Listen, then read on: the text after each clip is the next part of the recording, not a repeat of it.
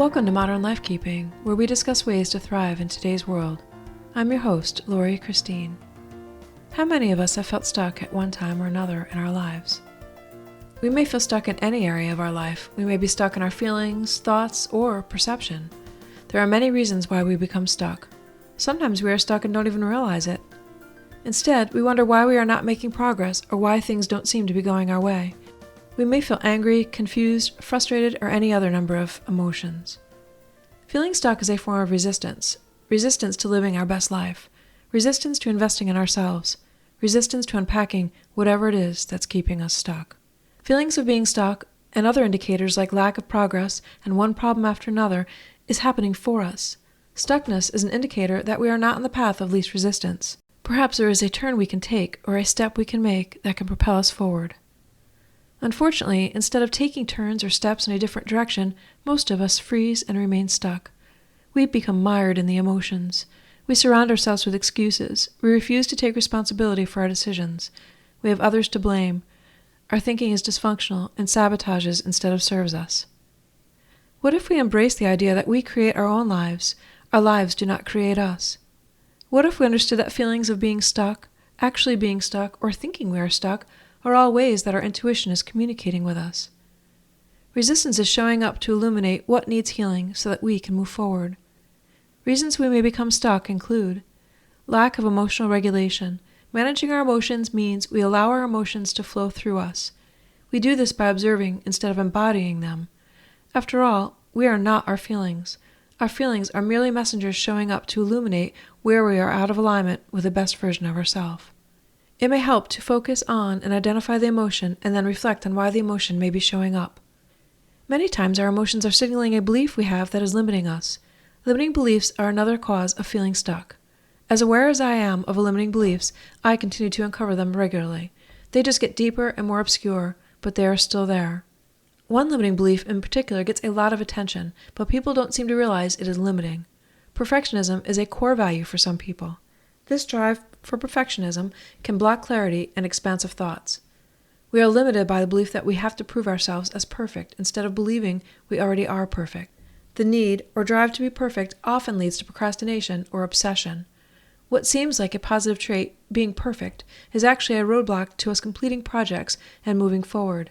This is a major clue that trying to be perfect is not in alignment with our best selves. What's more, being perfect is an example of looking for validation outside of ourselves. We have nothing to prove to anyone. The cost of perfectionism far outweighs its values in many instances. If the world was an absolutely perfect place, it would be called heaven, not earth. What if we commit to showing up for ourselves as the best version of ourselves, and then trust that we will? Release the need to control the outcome or to be perfect, and see how quickly we can become unstuck. Intend to focus on our thoughts, and notice thoughts that feel like resistance. These thoughts are limiting us. We can choose to use our free will to think thoughts that expand instead of limit us. Of course, if we lack a clear vision, goals, or action steps, it can be difficult to become unstuck. Take the time to create a mental picture of your ideal life. Create a timeline with goals and action steps, and then begin. We all experience fear in one way or another. Notice when fear shows up. Don't engage with the fear. Giving it attention makes it grow. Simply notice it. Don't attach any meaning to it. Know that it is showing up to show us it's there. It's up to us whether or not we give it our attention. Once we notice fear, we can acknowledge and transform it with the thoughts we think. Fear may be triggered any time we take a leap of faith or steps towards investing in ourselves, but that shouldn't stop us. We each have various programs running in our subconscious mind that are sending us messages. Become aware of what is going on in your mind. Think conscious thoughts that align with the best version of yourself.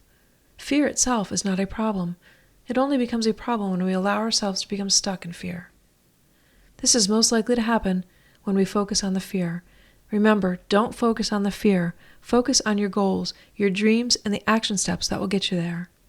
One last thing that may keep us stuck is unhealed trauma. This is very related to limited beliefs because that is what the trauma has likely created. For example, if you are the victim of abuse of any kind, you may feel unworthy or like you deserved it. These beliefs limit you, are false, and will keep you stuck, re-victimizing you in a sense. Sometimes we also become perfectionists if we've experienced abuse or trauma. We think if we'd only done things better or right or perfectly, no one would be upset with us. Explore the reasons why these emotions are coming up. They're surfacing for a reason, for us to heal whatever wounds that we're carrying around that's leading us to think that we need to be perfect. So take the time to heal the emotional wounds, the traumatic events, and anything else that shows up demanding our attention. You can heal these wounds by acknowledging the lesson, releasing whatever part of the lesson that no longer serves you, and intending it to be released and then letting it go. Every time you give it energy by thinking about it, again, you focus your attention there, and you really want to focus your attention on your goals. That's how you become unstuck.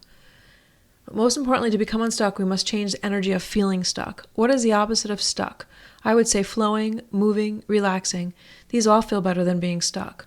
Know that feeling stuck is resistance. Choose to allow your emotions to flow, move with inspired action steps, and relax your thoughts to ones that feel good instead of ones that create feelings of being stuck. Believing things like trusting that things will work out, believing in yourself, and knowing that you have the power over your life are a great place to begin. Thank you for listening to this week's episode of Modern Life Keeping, brought to you by Kira Kisses.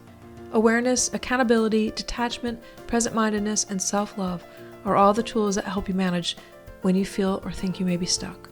For more information on my individual and parenting support groups, retreats, and services, visit Kira, Keara, Kisses.com. Thank you for listening. Until we meet again, keep wondering.